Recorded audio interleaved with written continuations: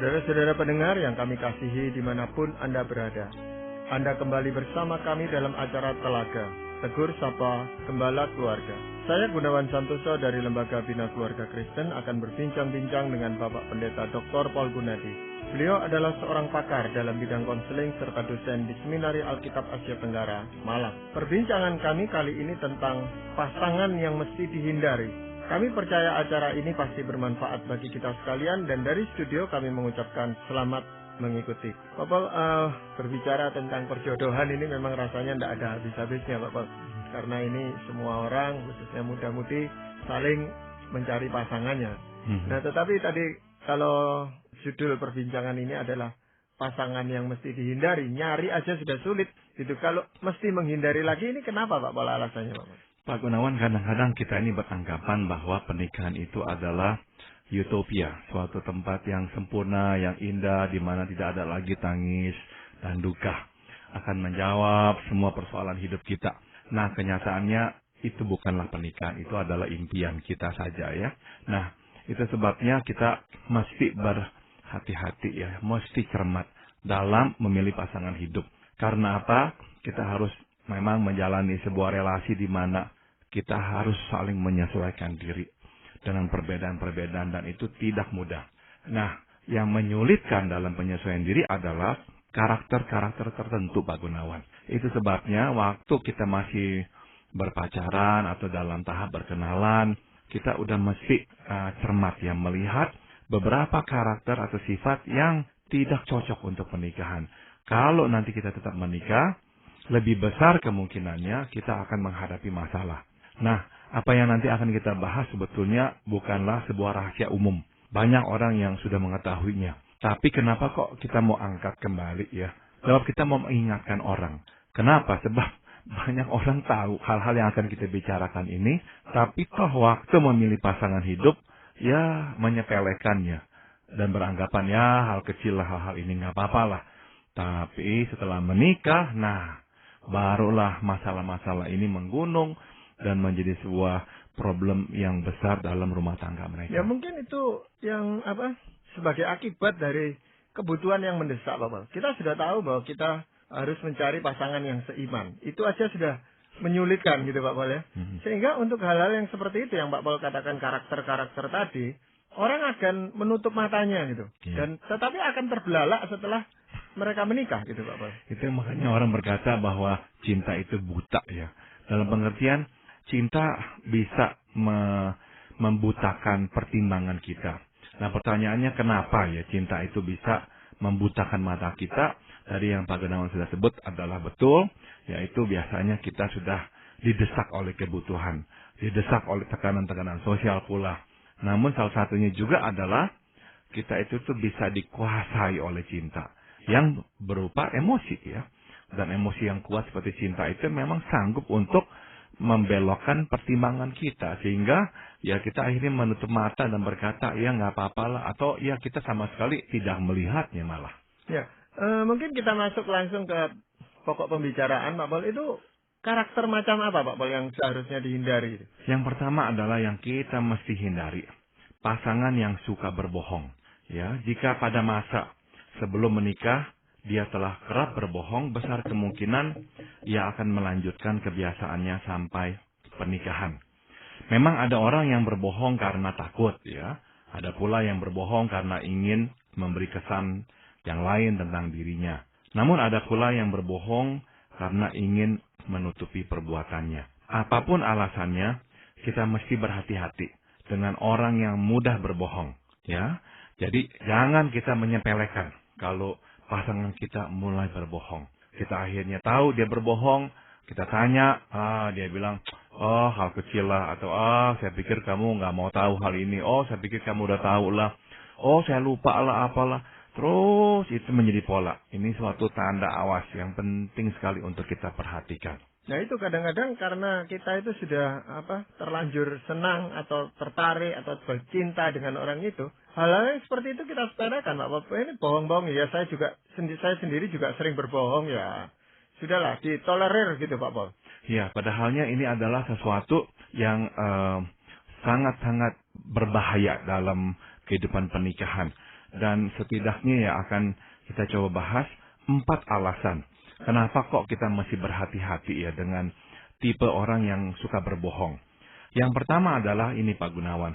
Orang yang mudah berbohong cenderung mengambil jalan pintas yang mudah. Sebab kebohongan merupakan caranya untuk menghindar dari kesulitan.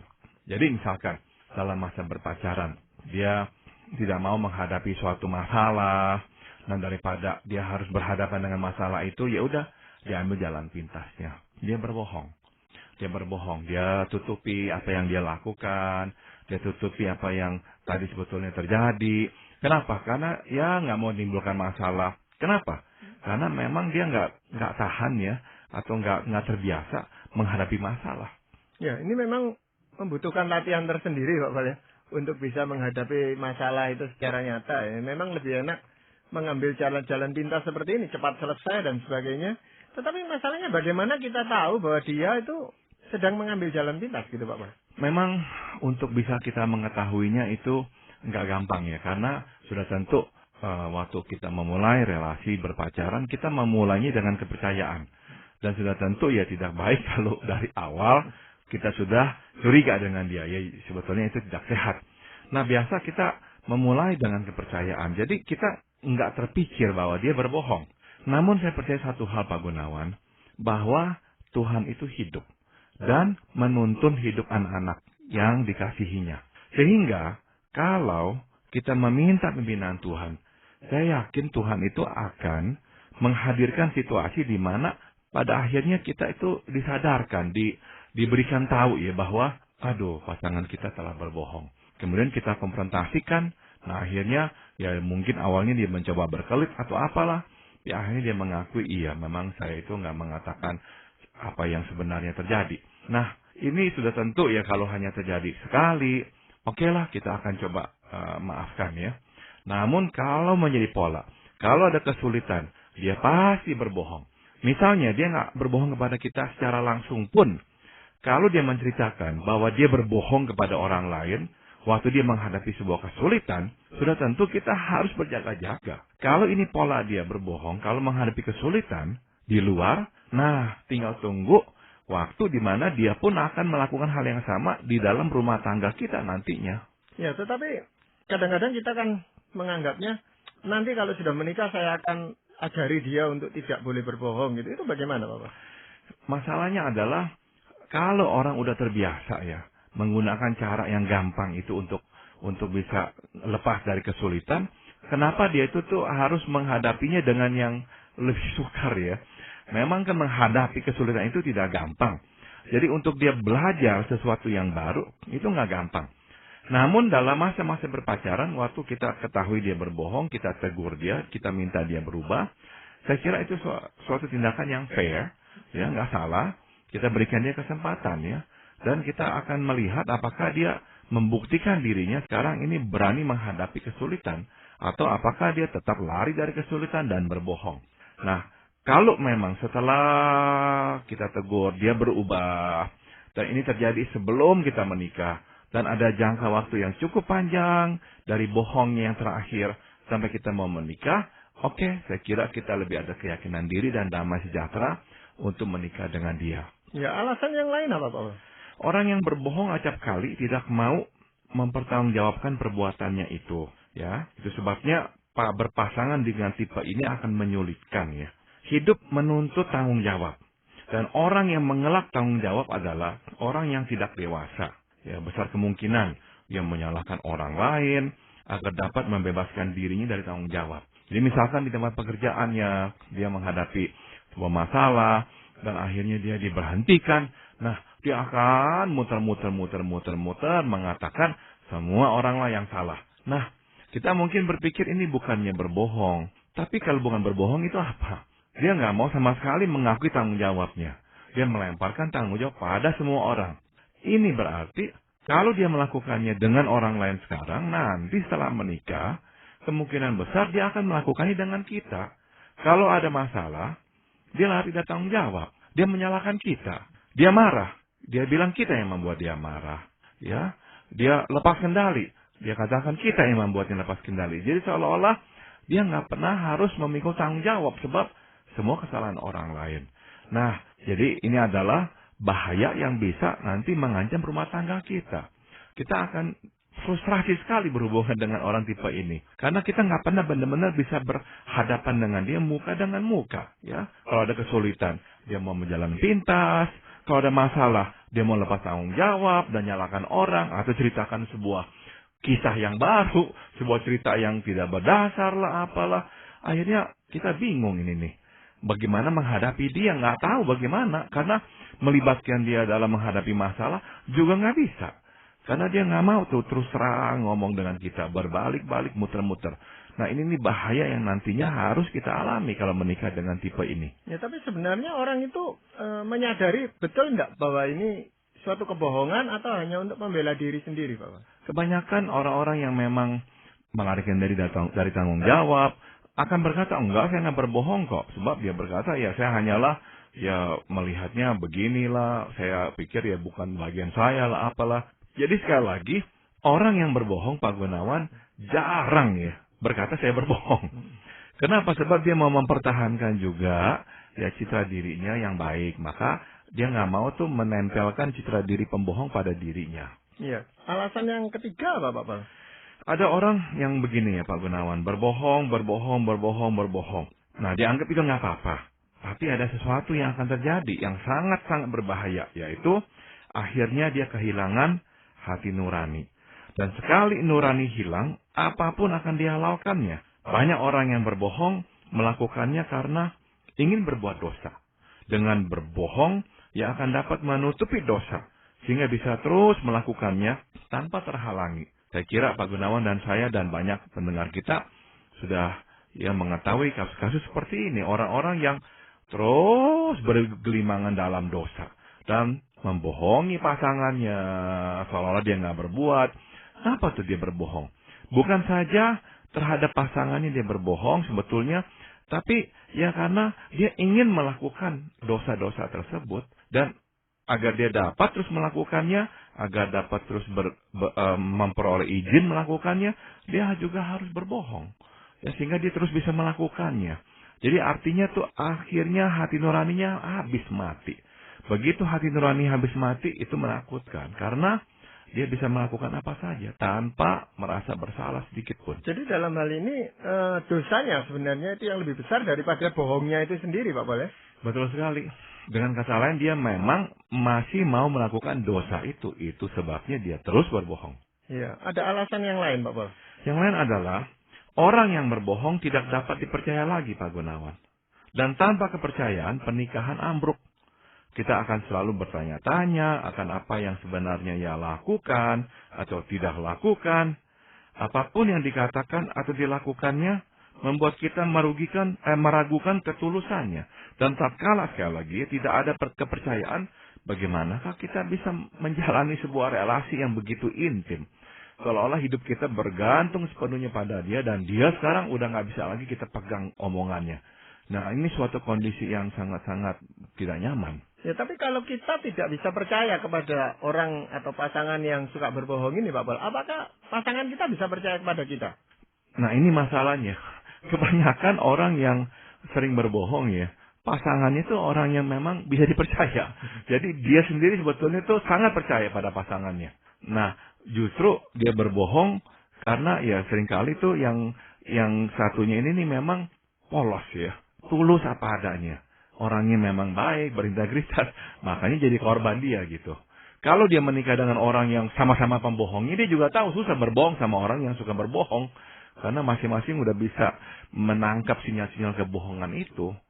Iya, yang tadi saya pikirkan adalah kalau dia suka bohong, dia akan menganggap orang lain juga suka bohong seperti dia gitu. Padahal pasangannya kan belum tentu seorang pembohong, Pak Bol. Dia mungkin saja memperlakukan orang lain seperti itu, Pak Gunawan.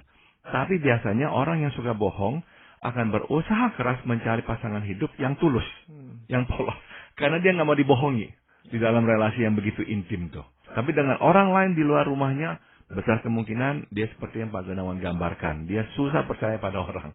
Iya, Pak Pol, sebelum kita menginjak pada karakter yang berikutnya, Pak Pol, mungkin ada ayat firman Tuhan yang ingin Pak Pol bacakan. Ini firman Tuhan mengingatkan ya, di Amsal 10 ayat 31 dan 32. Mulut orang benar mengeluarkan hikmat, tetapi lidah bercabang akan dikerat. Bibir orang benar tahu akan hal yang menyenangkan, tetapi mulut orang fasik hanya tahu tipu muslihat. Jadi Tuhan benar-benar memberikan kata-kata yang keras ya. Lidah bercabang akan dikerat ya. Nah, tapi itu Tuhan juga katakan tipu muslihat itu adalah milik orang fasik ya. Sedangkan bibir orang benar tahu akan hal yang menyenangkan dan mulut orang benar mengeluarkan hikmat. Iya, itu jelas sekali memang Pak Paul. Dan mudah-mudahan itu cukup menegur banyak orang yang mungkin masih hidup di dalam kebohongan mereka. Nah, karakter yang berikutnya apa Pak Paul? Pasangan yang mesti kita hindari selain yang suka berbohong adalah pasangan yang pemarah dan suka memukul Pak Gunawan. Nah, kebanyakan kasus pemukulan sebetulnya berawal pada masa berpacaran. Namun kebanyakan kita mendiamkannya. Ya, sayang sekali ya. Sayangnya adalah begini. Karena didiamkan. Makanya akhirnya terjadi pengulangan dan pengulangan. Nah, itu sebabnya ini adalah ciri atau karakter yang mesti kita waspadai.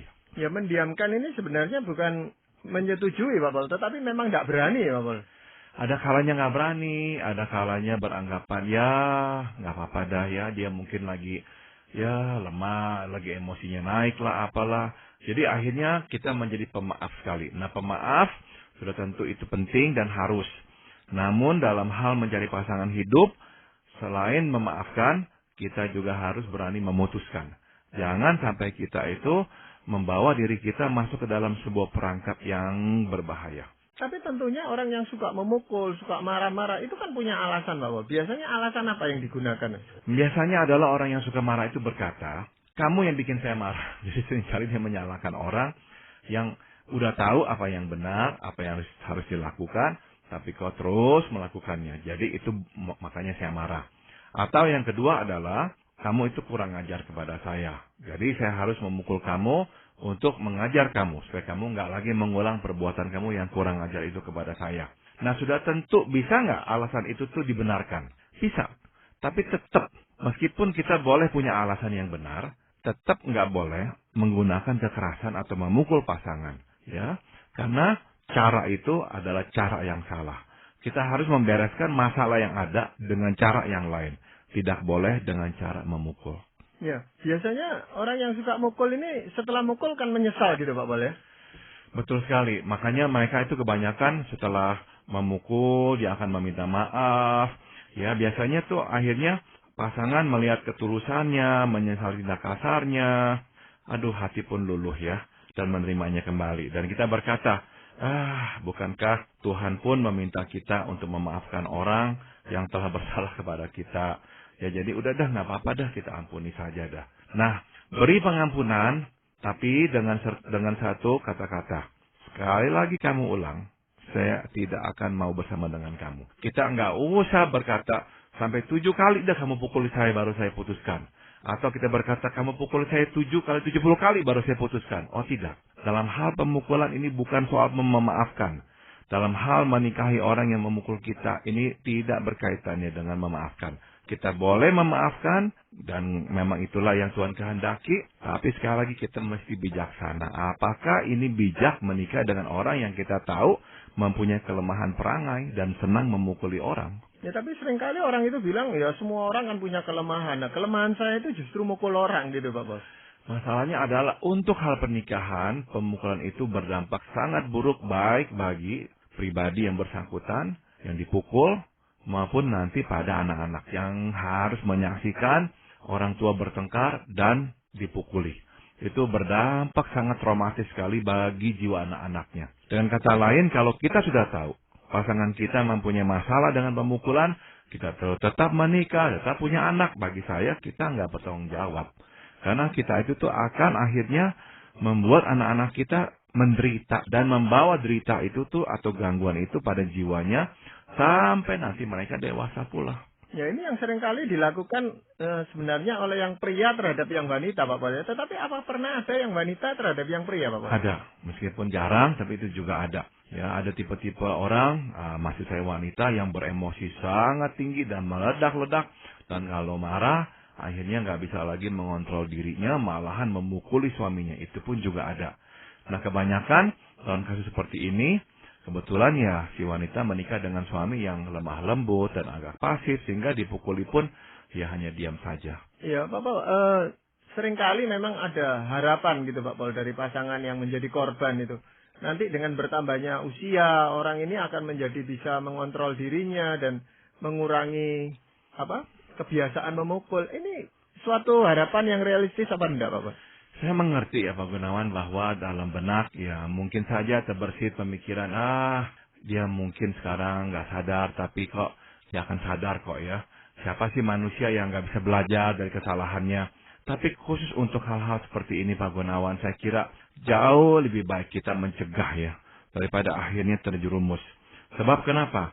Lebih banyak lebih sering ya harapan seperti ini tidak terbukti.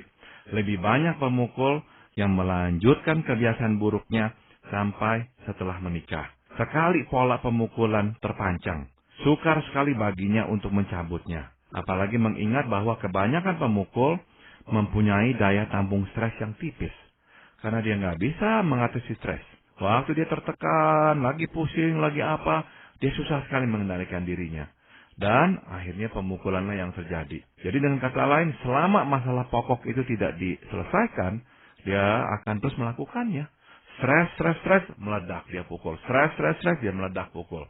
Memang sudah tentu ada kalanya yang terjadi adalah si istri juga bisa saja ya memicu ya tindakan-tindakan si suami itu, mengkonfrontasi, menantang si suami dan sebagainya. Tapi tetap harus saya katakan, apapun yang dilakukan oleh istri kepada kita dengan kata-katanya tidak boleh dibalas dengan kekasaran atau pemukulan. Ya mungkin ada alasan yang lain juga Pak Paul. Mengapa orang itu gampang memukul calon pasangannya? Salah satu yang umum adalah ini Pak Gunawan. Kebanyakan orang yang memukul sebetulnya melihat papa, dalam hal ini biasanya papa ya, memukul mamanya. Kebanyakan akhirnya mereka mengadopsi cara yang salah itu dan dia akhirnya menerapkan di dalam rumah tangganya. Meskipun pada masa pacaran dia nggak ngomong sama pacarnya ya. Nah, setelah menikah barulah dia bercerita bahwa iya memang waktu masih kecil saya melihat papa memukul mama. Kalau mama itu nggak nurut, papa langsung marah, papa langsung pukul. Meskipun waktu kecil dia benci melihat papanya memukul mamanya, tapi toh pada akhirnya setelah dia dewasa, dia mengulang perbuatan yang sama itu. Nah akhirnya yang terjadi adalah ini Pak Gunawan. Pemukulan menjadi alat untuk menguasai pasangan. Itulah yang dia lakukan. Bukan saja untuk membungkamkan kita, bukan. Mula-mulanya memang iya mau membungkamkan kita, tapi lama-lama menjadi metode, menjadi alat. Ya, akhirnya kalau ada apa-apa dia nggak bisa hadapi, dia mau pasangkan kehendaknya, dia pukul. Nah, hidup dengan pemukul begitu mencekam, membuat kita ketakutan terus-menerus. Anak-anak pun harus hidup dalam ketegangan akibat kekerasan yang dilihat dan dialaminya di rumah. Iya. Di dalam hal memukul ini Pak Paul, kadang-kadang orang itu juga tidak percaya dengan dirinya sendiri, sehingga dia harus menggunakan kekerasan untuk seolah-olah mau menguasai pasangannya. Tetapi sebenarnya dia bisa punya cara lain untuk bagaimana berbicara dengan baik terhadap pasangannya. Seringkali yang menghentikan dia melakukan itu adalah gengsi Pak Gunawan. Jadi dia berpikir gengsinya itu tuh hanya bisa dipertahankan kalau dia menggunakan kekerasan. Kalau dia harus ngomong baik-baik dengan cara yang lain, meminta istrinya nggak berbuat ini itu, dia merasa saya harus merendahkan diri saya nggak mau begitu. Maka dia akan gunakan cara-cara yang keras itu tuh. Sekaligus untuk mempertahankan gengsinya sebagai seorang laki-laki. Nah ini yang salah ya. Jadi kita mesti benar-benar ya belajar sekuat tenaga. Menahan ya emosi kita. Nggak boleh kita sekalipun ya memukul pasangan kita. Ya memukul ini sebenarnya enggak perlu ke fisik kita gitu Pak Paul ya. Jadi kalau dia memukul barang-barang yang ada di sekitar kita itu sebenarnya kan yang mau digambarkan adalah memukul diri kita. Betul, dan itu akan sama ya menimbulkan perasaan yang begitu mencekam, perasaan yang begitu menakutkan karena selalu akan terbesit. Hari ini dia pukul meja, hari ini dia pukul tembok, besok bisa wajah saya yang dipukulnya. Begitu. Iya, dan itu biasanya kalau sudah ada anak-anak juga ketakutan dengan punya orang tua yang seperti itu, Bapak. Takut sekali Pak Gunawan, sebab ada anak-anak yang setelah besar dihantui oleh ketegangan dan ketakutan, akhirnya setelah menjalani terapi atau konseling yang panjang, baru terbuka kesadarannya bahwa dia itu tuh takut sekali melihat wajah misalkan ayah atau ibunya yang membelalak, yang wajahnya merah, yang mukanya seperti apa, menyeramkan, suaranya menggelegar, walaupun dia sendiri tuh tidak dipukul. Misalkan yang dipukul adalah ibunya. Tapi waktu dia melihat hal itu berkali-kali, itu tuh cukup untuk menggoreskan ya, bekas yang begitu dalam, sehingga hidupnya selalu akhirnya dihantui oleh kecemasan. Jadi sebenarnya kalau begitu orang yang suka mukul ini bukan orang yang berani, tapi orang yang ketakutan itu Pak Bos. Sebetulnya ada dua jenis Pak Gunawan. Yang lebih banyak adalah orang yang ketakutan sebetulnya. Tapi juga ada orang yang memang berani dalam pengertian tidak ada lagi hati nurani, nggak takut dengan segala hal, udah benar-benar nekat sekali. Nah, orang yang begini memang yang sangat berbahaya. Ya Pak Pol, ini kita baru bicarakan dua karakter dari orang-orang yang harus kita hindari untuk kita jadikan pasangan hidup Pak Pol ya. Tentu masih ada hal lain yang nanti kita akan bicarakan pada kesempatan yang akan datang.